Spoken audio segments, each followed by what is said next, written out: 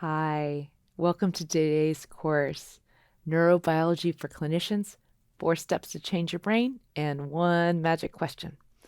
I bet, like me, you know in your gut and in your heart and in, I don't know, just your sense of doing this work, how true it is that the brain is flexible and adaptive and resilient. And I know that. I know you know that. And what got me into teaching neuroscience was my deep commitment to learning how to help our clients know that, deeply trust that in themselves, and how to help them harness that natural resiliency, that natural hope, in order to make huge changes in their brain. The truth is, neuroplasticity is real, and we can use the way we are with our clients and teach our clients to be with themselves in ways that change the brain, sometimes slowly, sometimes quickly, and always permanently. And so I want to share with you guys just a little bit of that science today. Hi, I'm Jules. My full name is Julianne Taylor Shore, and I'm a therapist, and I practice in Austin, Texas. I've been teaching interpersonal neurobiology and neuroscience to clinicians for over 10 years. And I run a practice and have been seeing clients in Austin for way longer. I can't even think now how long. And I would love to share my love of neuroscience with you. I love reading authors like Siegel and Bonnie Badenoch and Stephen Porges. And I also love people like Robert Sapolsky and David Eagleman, neuroscientists like Antonio Damasio, people who aren't even talking about clinical application of neurobiology. And I found myself looking for some space that was weaving these pieces together in a way that felt usable to me as a clinician, where I could say, okay, so that's what neuroscience is saying about it, but what does that mean about what we do in the room? And I didn't find what I was looking for. And as I've gone through the years talking with people about how to weave these kind of thoughts together and move it off the page and into our sessions, I found I would like to be part of weaving the neuroscience into clinical work. Today, I'd love to talk to you about a brain state that supports change. I'd love to talk to you about 4 steps that over time will permanently transform a brain through neuroplasticity. And I'd love to tell you about one magic question that's really important in making that all happen. Before I delved deeply into neuroscience, something was bothering me about my clinical work. When things were happening that were good and clients were reporting change that was really positive, that felt great to me. And it also felt accidental. Like I didn't understand what was happening in the space between us or even inside their own system that was supporting that change. And so I didn't feel like I was able to repeat it purposefully or to know what was helping, why it was helping. Once I looked deeply into the neuroscience, it felt really clear to me. Oh, this is the state of the brain that's going to be able to support this.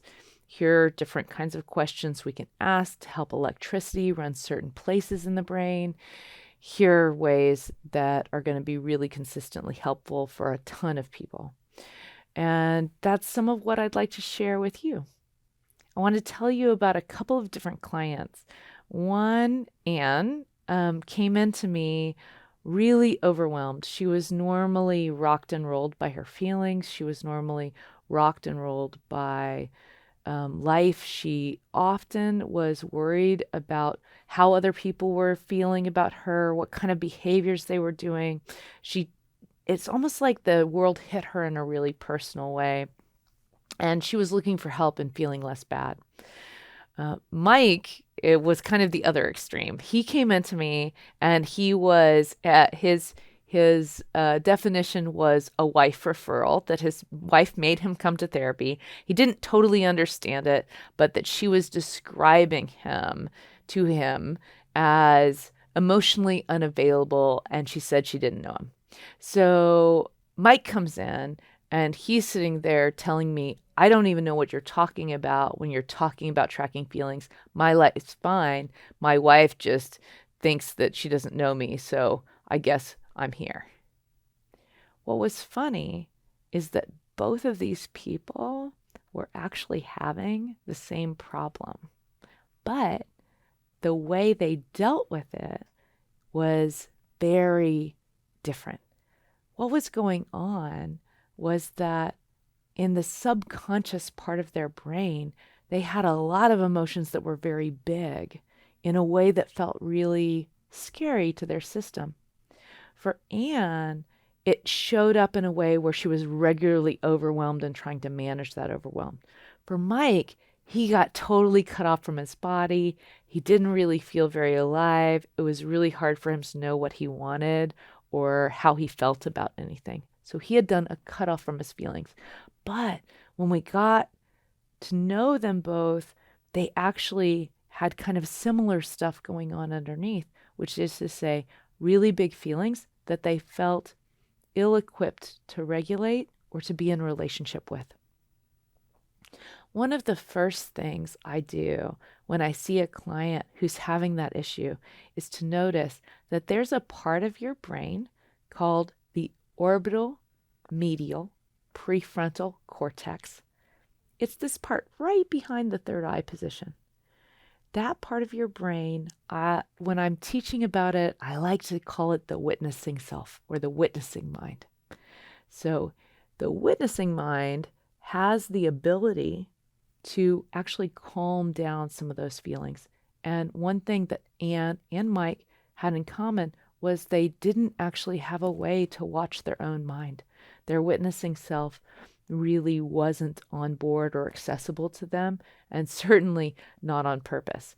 And so I knew, it would be helpful if both of these clients were able to access that part of their brain with more purpose and with more ease.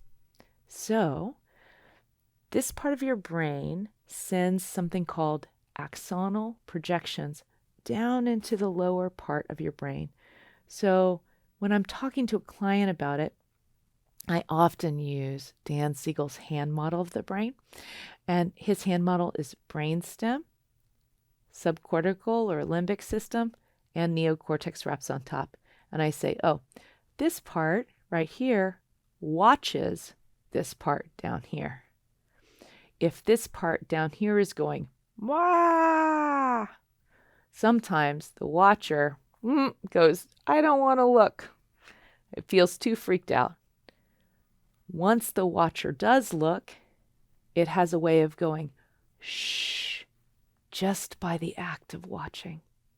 In PET scans and functional MRIs, what we're seeing is evidence of increased myelin.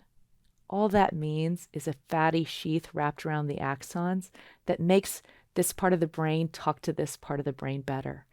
In mindfulness meditators, we see, their watching self sends a lot of myelin down those pathways and helps this bottom part of the brain calm down. So bringing the witnessing self online and running electricity down that pathway actually helps myelin to grow around that axonal pathway. So I have a saying so that it's easy to remember: where energy goes, myelin grows. So I knew, okay, the lower brain is on fire.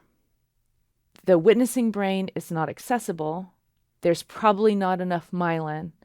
We need to send energy down that pathway. Got it. Now I know what to do. Now here comes your magic question. This one is, how do you feel towards? How do you feel towards is a really important question because it separates the witnessing self from the rest of the brain.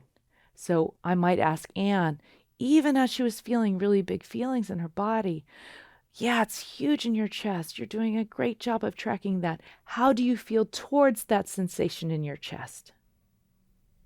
Or I might ask Mike, because he was way more aware of his thoughts, well, I just don't know what she wants from me. Mike, when you say, I don't know what she wants from me, how do you feel towards that thought? Huh? Yeah, how do you feel towards that thought? I don't know what she wants from me. How do you feel towards it? Oh, and he said, I think it's freaking me out. That's great. That's you feeling a feeling. So asking, how do you feel towards, is begging my witnessing mind to go, can you answer a question for me? As soon as I ask it to answer a question, electricity is running down that pathway. And because where energy goes, myelin grows, I'm going to automatically be starting to grow myelin down that pathway just by asking that question. Now, let me tell you about 4 steps to change a brain. When a brain is in enough stress and enough safety at the same time, it'll have enough oomph to change. So Anne's brain was in enough stress, definitely, and we had to work on the safety and ask, how do you feel towards, again and again and again, for it to change.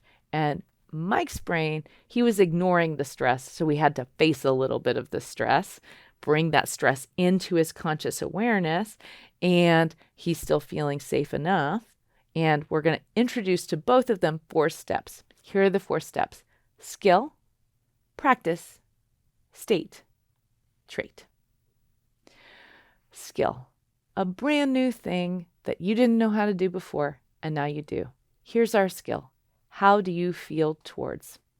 How do you feel towards that feeling? How do you feel towards that sensation in your body? How do you feel towards that thought? It can be, how do you feel towards anything?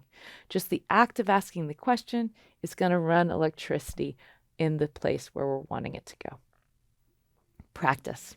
If for about 3 or 4 weeks, Anne and Mike go home and keep asking that question many times a day, how do I feel towards this? How do I feel towards this? What's happening is they're running electricity down that pathway again and again. And as they're doing that, myelin is growing. You know, Mike was not somebody who felt good about mindfulness meditation. It felt too woo-woo for him. It felt out of his comfort zone. But how do you feel towards? We'd done enough times. Even in our first session, he was like, actually, it's okay. I feel different when I do it. And so he was convinced, even inside of that one session, I'll go ahead and commit to this practice. And through those first 3-4 weeks of our work, I was just helping him ask that question again and again and again. And he's starting to be able to witness his own mind because he's developing that witnessing self. For Anne, she also didn't like mindfulness meditation, but it wasn't because it was too woo, it was because it was too overwhelming. So as soon as she would get still and quiet, all these bubbling feelings would come up. But after about 3 or 4 weeks of answering this question, she came in and said something that if you had told me the day she walked in that she was going to be able to say, I would have been blown away. What she said was, it's the weirdest thing, but I don't think I'm scared of my feelings anymore. So that's practice. So skill, 1, we're learning a new skill. 2, practice. It takes about 3 or 4 weeks for a skill repeated many times over and over and over again to be practiced at home to create what's called a state. State is a neural network that's now holding a new way of being. So now we have a witnessing self state. So both Mike and Anne go home with a witnessing self state. Now they can access it and they don't have to practice it all the time every day. it's so honed that they start to just notice, well, I pull it on purpose. I don't automatically do it, but I can access it really fast. So it's like that super highway of that neural network is starting to get honed enough that it's pretty easy for my brain to remember how to run the electricity in just that way over and over again. I saw both of these clients for about 2 to 3 years, and the growth over that time for both of them was huge. It took that long for this to move from state to trait. So skill, brand new thing. Practice, do it again and again and again, especially for the first 3 to 4 weeks. State, it's now a long-term potentiation pattern. I will still need to access it on purpose, but I can do so regularly. And trait, I now no longer have to think about having a witnessing mind. It is just part of how my mind functions in the world. So by the time they left, both of these clients were actually able to bear witness to whatever was happening, whatever was emerging within them, without having to try to be consciously aware of it anymore. I hope that is a piece of work you can take into your practice today and use with any client at any point. The witnessing mind is a great way to help clients feel more centered and more in good relationship with their emotional lives, with the lives that are lived in their bodies. I have so much more too. If this felt helpful to you, I would love for you to join me uh, with I've partnered with Therapy Wisdom, and we're going to create a course called the Neurobiology for Clinicians, a User's Guide to the Brain. I have lots and lots and lots of other things to tell you about the brain, and lots of things that I'd love to teach you to bring all that neuroscience into clinical practice. I really hope you'll join me.